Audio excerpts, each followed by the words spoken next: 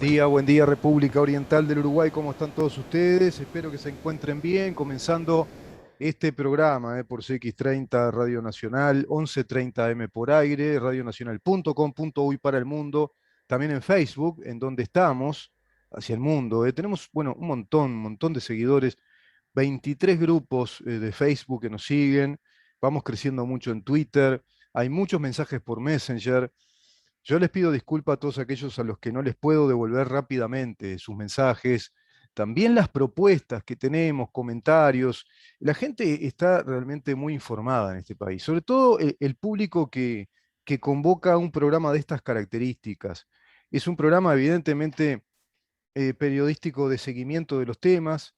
Contamos con, bueno, digamos que una lista de columnistas realmente muy importante. Y eso, bueno, nos honra, en primer lugar, nos honra el hecho de que seamos respetados y ya seamos muy queridos por ustedes, pero también por por nuestros columnistas, que son, bueno, todos personalidades protagónicas, ¿no? En el quehacer político, institucional, social, cultural del país. Como en este caso, está con nosotros de nuevo el doctor Felipe Schipani, columnista estable ya de más de un año del programa, amigo de la casa, evidentemente, y uno de los columnistas, si vos querés, referente, señero del programa, porque abrimos la semana con él. Y esa semana que se abre, los días lunes, por lo general nos damos la posibilidad con Felipe de hacer un análisis general de cómo está planteada la situación política del país.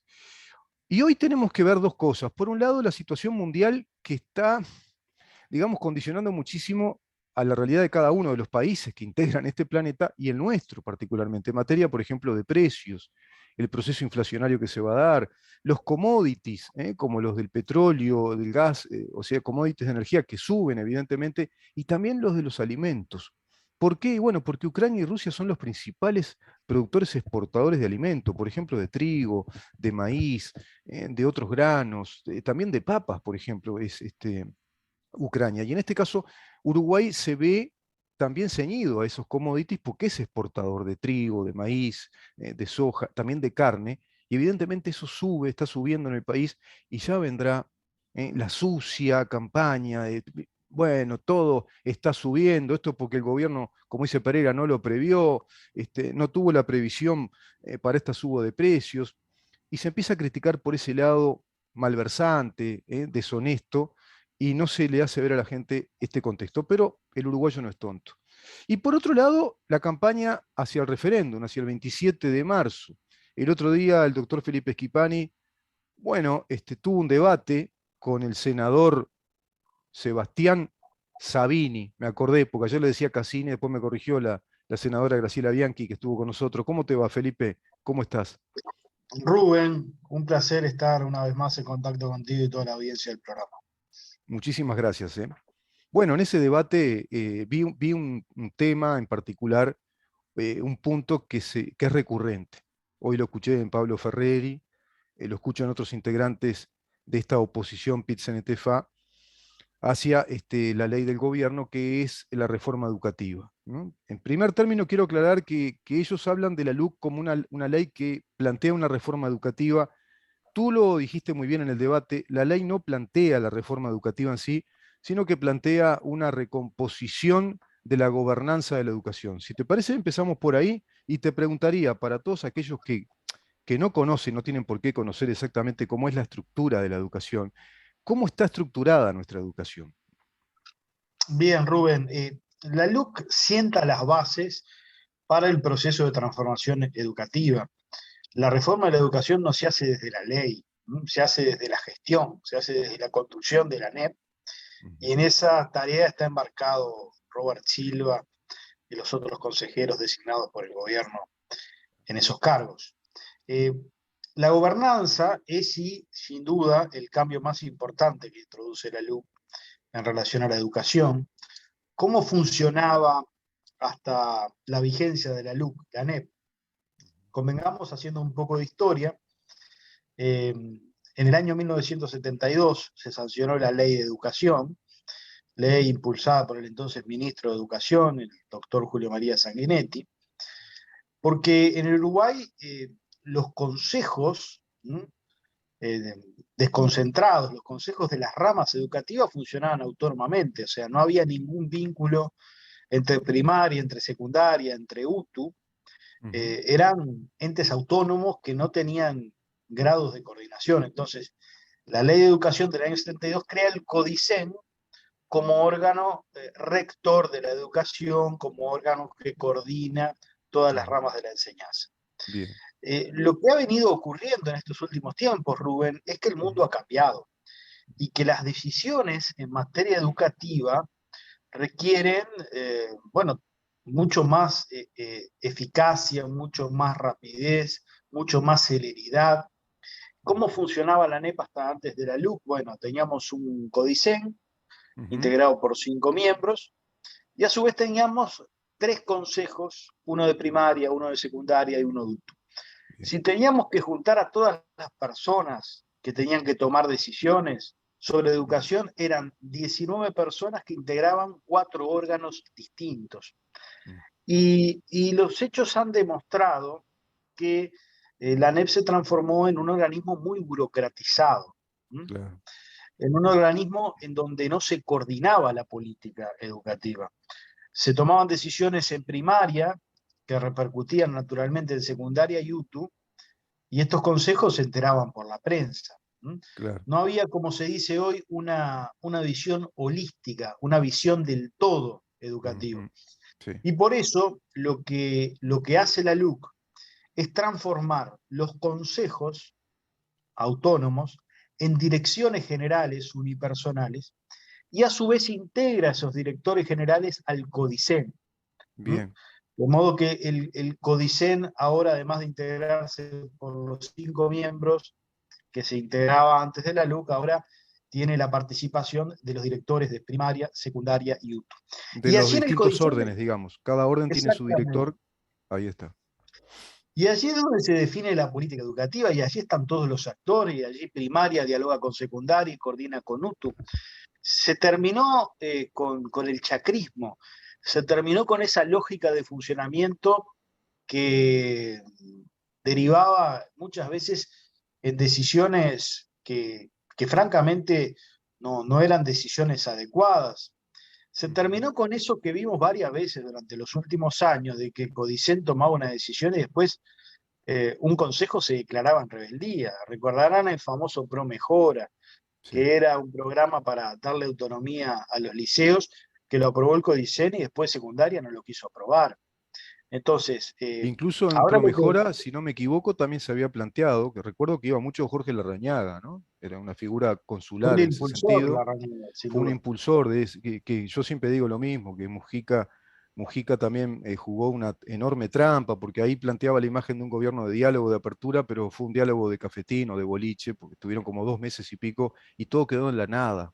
Todo ese Promejora fue todo un trabajo, un esfuerzo del senador, ¿no? En aquel momento, en Larrañaga, que fue con técnicos, con pedagogos, iba, creo que Operti era uno de los pedagogos, Filgueira, y planteaban también la jerarquización universitaria de los docentes. Y si no me Bueno, equivoco, FENAPES presionó mucho para que no saliera esa ley, ¿no? sin duda. Bueno, ese es otro tema importante que operó la luz, pero déjame decirte una última cosa del cambio en la gobernanza. Mm, Lo que modifica además la nueva gobernanza es que los sindicatos ya no van a tener representación en la conducción de los consejos de concentrados. mm. Por eso, si gana el sí, una de las consecuencias que va a traer aparejado es que FENAPES vuelve a conducir secundaria, vuelve al Consejo de Educación Secundaria. Ujú. Y creo que en el programa ya hemos hablado sobre lo nefasto que ha sido FENAPES para la educación de los jóvenes del Uruguay. O sea que, Eh, que a FENAPES le sacaron, para manejar las metáforas de este momento, y triste pero muy gráfica, ¿no? Muy triste por el momento que vivimos en el mundo.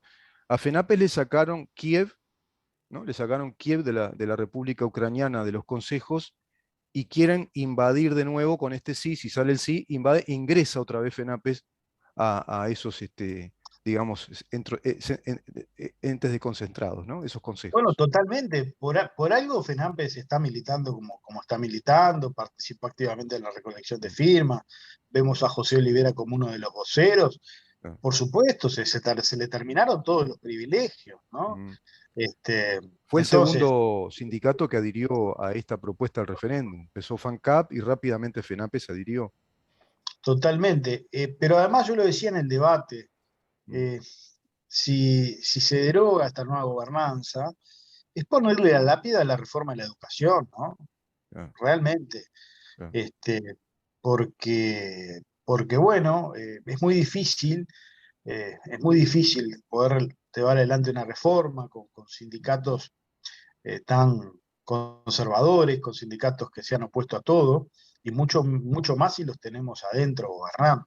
Ujú, Entonces, eso me parece que hay que valorarlo. Y otra sí, cosa que tú preguntabas recién, que es bien importante, la LUC consagra el carácter universitario para las titulaciones de los egresados de formación docente, para los maestros, para los profesores que egresan del IPA, de los SER, de los institutos normales. mm, Esto es un viejo reclamo absolutamente legítimo del cuerpo docente de este país, mm, que estudia 4 años, como cualquier universitario, mm, pero sus titulaciones no tienen carácter universitario. Entonces se crea un mecanismo de acreditación claro, de carreras y a la postre se obtiene el mismo resultado, ¿no? Que es poder tener el título universitario para jerarquizar el rol docente, porque no se puede hacer ninguna reforma de la educación si no tenemos a los mejores, ¿no? Docentes. claro, claro, claro. Entonces, ese es un cambio importantísimo. Por tanto, los docentes de este país todos deberían respaldar el no, Mm. porque si no, bueno, van a estar retrocediendo en derechos, ¿no? Porque Sin eso, duda, sin duda, sin duda. Y ese tema es muy importante, Felipe, porque al jerarquizar con título de grado universitario la formación docente, que hoy no la tiene, como tú bien decís, hoy es una titulación terciaria, pero que no tiene grado universitario, tiene muchas consecuencias. Está bueno explicarle a la gente. ¿Por qué? Por ejemplo, el grado universitario permite que en cualquier área del conocimiento, esa persona o ese grupo de personas puedan componer una masa crítica. ¿Qué queremos decir con esto? Pueden realizar trabajo de investigación, formular tesis a nivel, en este caso, pedagógicas, didácticas, conjugar esfuerzos con otros especialistas en grupos interdisciplinarios, y eso tiene valor académico nacional e internacional.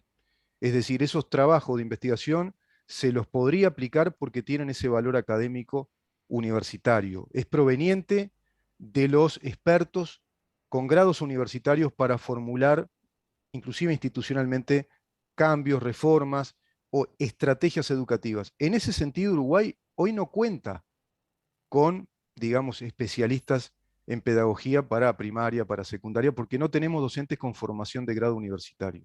Me parecía importante aclararlo. No sé si querés agregar algo en ese aspecto, porque a partir de ahí, esos docentes que van a obtener una licenciatura pueden ir hacia una maestría, pueden ir hacia posgrados, y a su vez todo eso indica que nuestro país a nivel internacional va a poder formular también proyectos educativos e interrelacionarse con otros países e instituciones privadas del exterior, porque tenemos una masa crítica importante. Hoy Uruguay está visto como un país que no tiene formación universitaria en los docentes que dan la formación a los niños, a los adolescentes. Muy importante ese tema, está muy en el debe. totalmente, es una jerarquización del rol docente Ujú. eh, para eso que tú decías que es fundamental, para poder seguir formándose, para formarse en el Uruguay y en el exterior, Y en el exterior, claro. en fin, es una muy buena cosa Mm. que está impugnada, o sea que si gana el sí, se va a frustrar definitivamente la idea Así de es. que nuestros docentes tengan el carácter universitario en sus títulos, ¿no? O sea que, Felipe, si ganara el sí, que veníamos con ese argumento, mirá cómo te acordaste, que la hipótesis de qué pasaría si gana el sí, ¿no? Se desmontaría todo este proceso de transformación de la educación. Es decir, volveríamos a lo anterior, ¿no? Totalmente, a ver, el triunfo del sí, yo lo decía en el debate, al día siguiente deberíamos poner un cartel en la puerta del Codicen que diga, acá no cambia nada, acá no se reforma nada, porque el sí por esencia es la negación de la transformación de la educación, del cambio educativo. Tú lo viste en el debate, ¿no? Sí. El senador Sabini, en sus primeras intervenciones, señalando de que la educación en este país estaba muy bien, de que el Frente Amplio había hecho cosas muy importantes. Sí. Si no, reconocemos el dramático estado de la educación, es muy difícil cambiarla, ¿no? Sí, Lo sí, primero que uno tiene que hacer en la vida para procurar generar un cambio, una transformación, es reconocer lo mal que está. sí, Bueno, el Frente Amplio y el FENAPES y los sindicatos de la educación no reconocen esa situación. Pero además aquí, como en tantos ámbitos, quien manda es FENAPES. O sea, el Frente Amplio se plegó después a la impugnación de estos artículos. sí, Pero la referencia educativa del sí es FENAPES. Eso me claro. parece que lo tiene que tener clara la ciudadanía, y por eso, bueno, José Olivera es de las figuras más visibles. Sería realmente un retroceso, y sería quizás Mm. bueno, uno de los últimos intentos por transformar la educación que se vería frustrado, ¿no? Yo creo que ahí está la gran lucha, Felipe. Ese es digamos, el punto medular del interés que tiene la izquierda organizada del país, porque la educación es el bastión del Partido Comunista y de cualquier tipo de partido que tenga la ideología marxista o marxista-leninista, porque a través de la educación lo estamos viendo, lo están padeciendo los papás uruguayos de las últimas generaciones, me refiero a papá y a mamá, los padres y las madres, de toda una chiquilinada que por generaciones fue adoctrinada, ¿no? Fue adoctrinada con esa ideología hegemónica, yo hasta te diría dictatorial ya, porque en los planes de estudio prácticamente se brinda esa visión marxista de la historia, del pensamiento, de la filosofía, del país inclusive, y a través de varias disciplinas, ¿no? De la literatura, de la historia, de la filosofía, de las ciencias sociales, y eso continúa hacia arriba, digamos. ¿Qué quiero decir hacia arriba? Y bueno, secundaria, preparatorios y hacia la universidad. Por lo menos en la universidad pública, que también está muy marxistizada, si se me permite el término, sobre todo en las carreras sociales, ¿no? De la Facultad de Ciencias Sociales. La Facultad de Derecho no ha sido tan permeada, pero tiene un componente también. Pero la Facultad de Economía, por ejemplo, está muy permeada hace mucho tiempo. Ayer lo decía Caumont. Todo eso es, evidentemente, de una reforma urgente. Y si esto se desmontara, como tú decís, quedaría eso, ¿no? Quedaría, bueno, no pasó nada, no cambió nada. Recuerdo que el diputado por Cabildo Abierto, Perrone, me decía algo muy interesante. Quedaría como, después se va a licuar el tema, porque son especialistas en esto, Felipe, y la opinión pública va a caer otra vez en el descrédito del sistema político, porque van a decir, viste que vinieron con tantos cambios, que el gobierno que decía que iba a hacer esto, y no se hizo nada, quedó todo en lo mismo, quedó todo en la etapa anterior, ¿no? En materia educativa, en materia de seguridad pública, ¿no? Las atribuciones a la policía, por ejemplo, se desmontarían, todas esas normativas que la ley tiene ahora y que le permite más posibilidades. Voy a esto rápidamente y te dejo la palabra. Común denominador en la argumentación contra los artículos que disponen esta reforma de la gobernanza de la educación es: se quita a los padres de la educación, se quita a los trabajadores de la educación, así le llaman ellos, ¿no? En términos marxistas, los trabajadores, nunca dicen los pedagogos, los docentes, se quita todo, ¿no? Como que queda una especie de organismo unipersonal. Refirió Sabini a Luis XIV, yo no sé si él realmente sabe muy bien lo de Luis XIV, el rey Sol, el rey decadente de la Francia de los Luises, que fue quien dijo l'état c'est moi, ¿no? El Estado soy yo.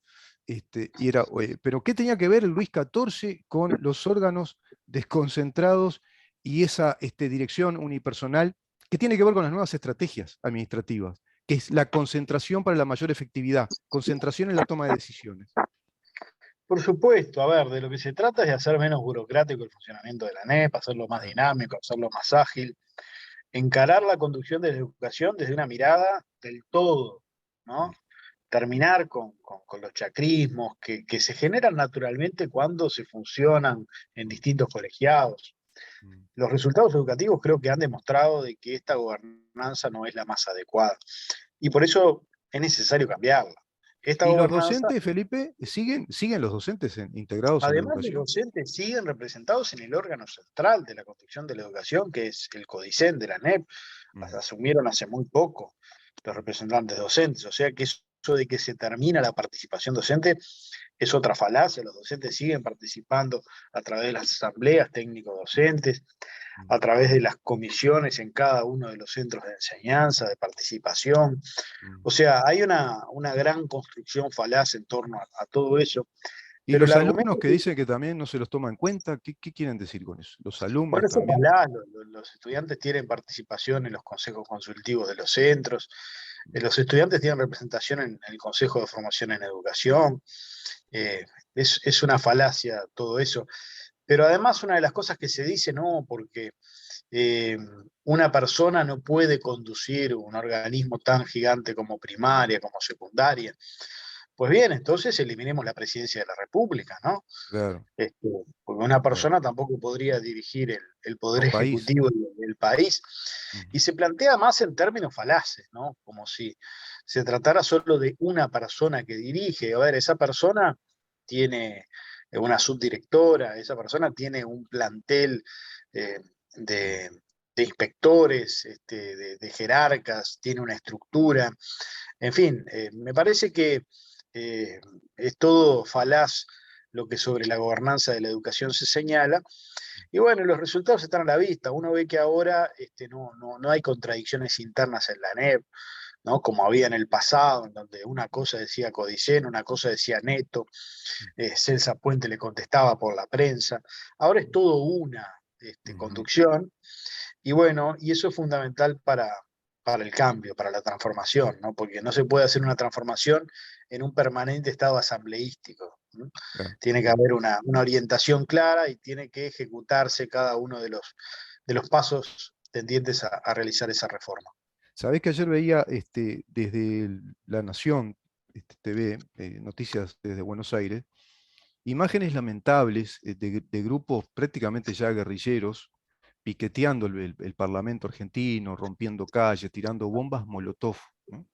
No estaban en Ucrania, estaban en Buenos Aires, se tiraban bombas Molotov por una sesión parlamentaria vinculada a esa, digamos, reactualización o recomposición del acuerdo con el Fondo Monetario Internacional.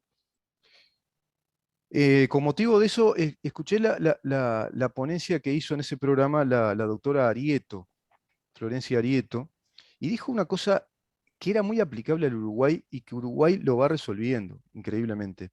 Ella decía, está bien hablar de que se necesita una reforma tributaria del país, una reforma financiera, se necesita un cambio en la educación, se necesitan cambiar muchas cosas, se necesita devolverle el dinero a las provincias, que son muy productoras, gente de trabajo, como acá la gente del interior. Pero de eso no se podrá hacer jamás si tenemos la casa copada por vándalos, si tenemos la casa copada por piqueteros, y primero lo que hay que hacer es restablecer la seguridad del país. Y inclusive esa seguridad del país tiene que estar muy definida y con mano dura. Y mano dura no quiere decir ni violar, ni matar, ni lastimar, sino aplicar con plena autoridad, digamos, el Estado de Derecho en Argentina. Si eso no se puede hacer, empezamos mal. Si no limpias la casa. Y Uruguay empezó con eso. Tiene que ver con la seguridad pública, ¿no? Y ahí se empezó a ordenar la casa, es decir, bueno, vamos a tener una policía mucho más organizada, ordenada y con más potestades, más atribuciones en el marco del derecho. Ajustada a derecho, tiene el Estado uruguayo a través de la policía que estar presente en zonas de conflicto, en zonas muy complicadas, y máximo en estos tiempos donde el delito está muy organizado, tiene que ver ya con pandillas de la droga, con cárteles que funcionan también en nuestro país o que influencian digamos, qué organizaciones que están trabajando acá.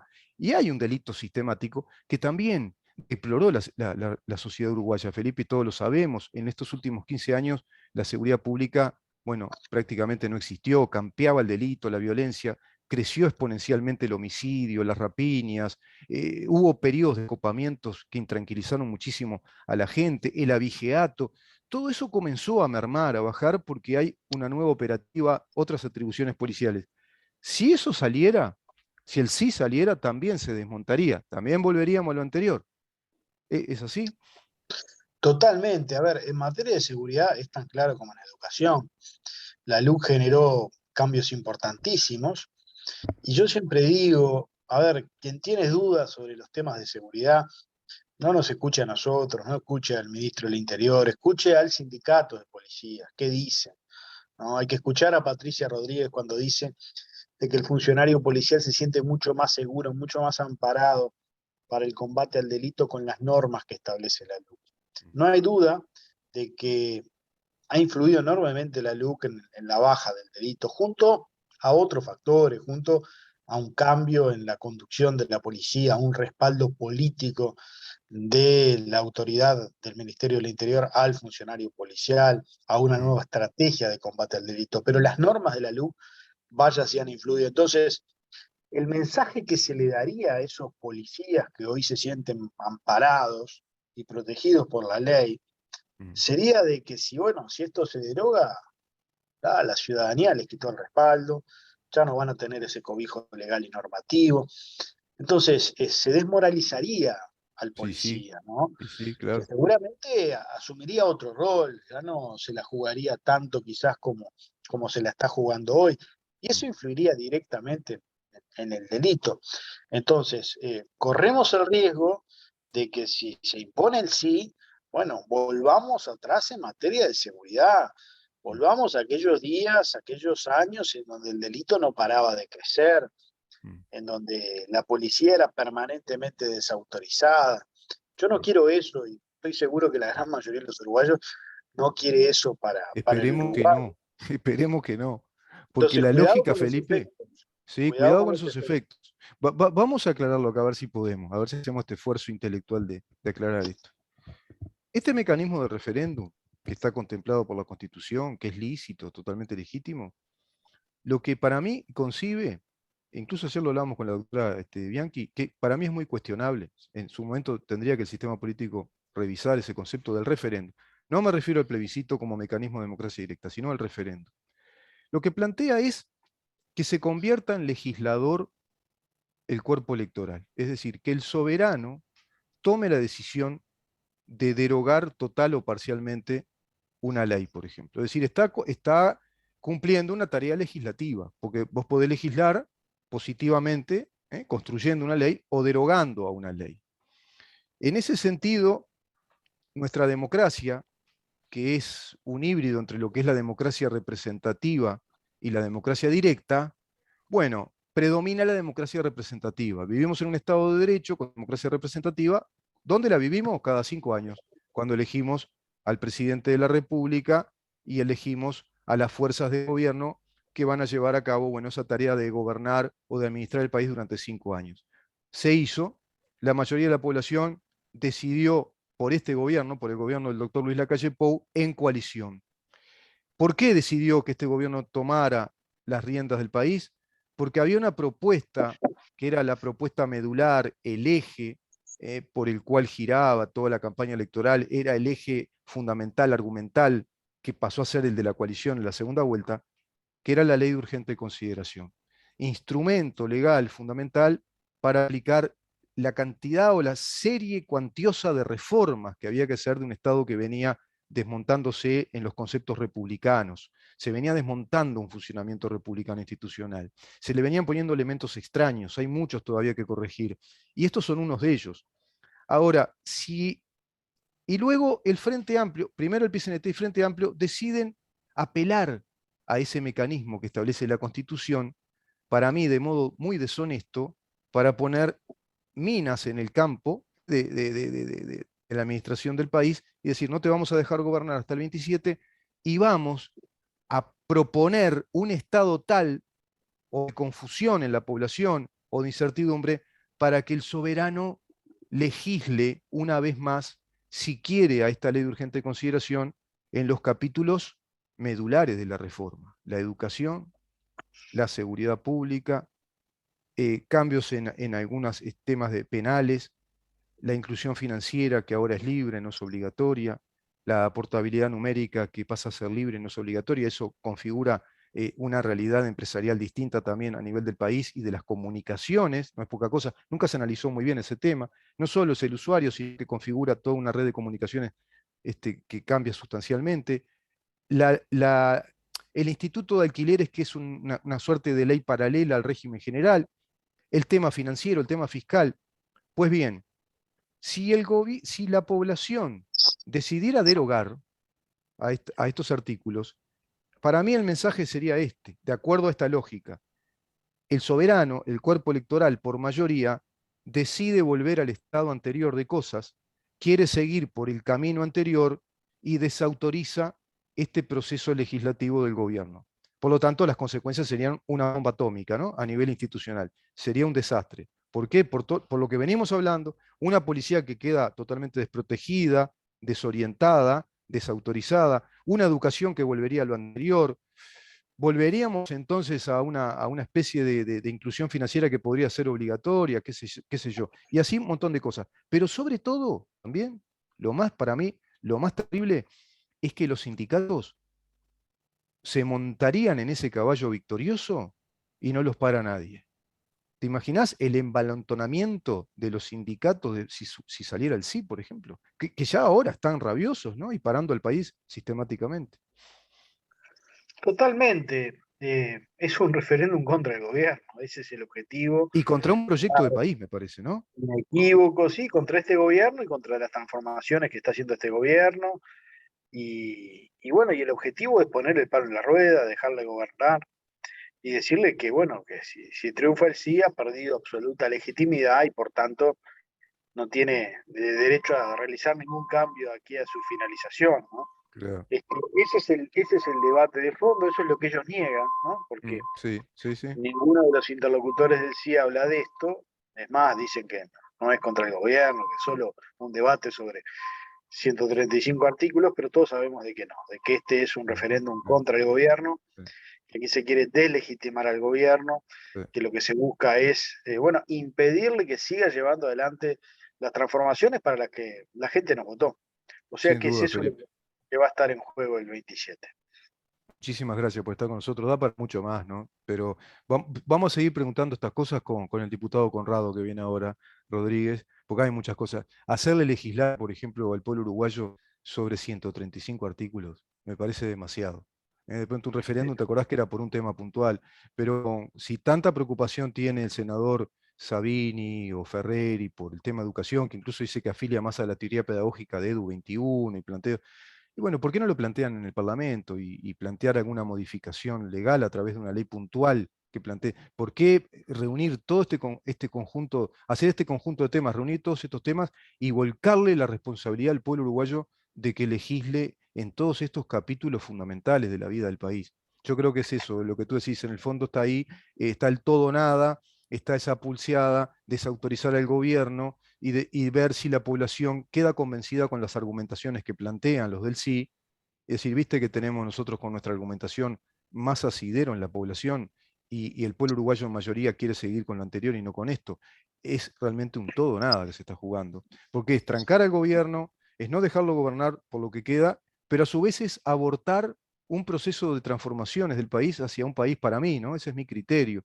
Un país más republicano, más institucional, más democrático, una sociedad más efectiva, más moderna y más abierta.